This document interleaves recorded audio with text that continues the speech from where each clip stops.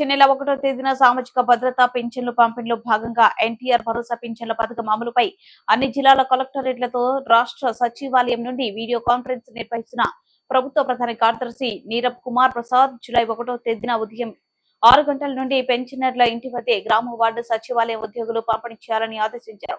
అదే రోజు పెన్షన్ల పంపిణీని పూర్తి చేయాలన్నారు. ఒక్కొక్క ఉద్యోగి 50 గృహాల చొప్పున కేటాయించడం జరిగిందన్నారు. అదనంగా ఉద్యోగులు అవసరమైతే ప్రభుత్వ ఉద్యోగులను మాత్రమే వినియోగించాలని ఆదేశించారు.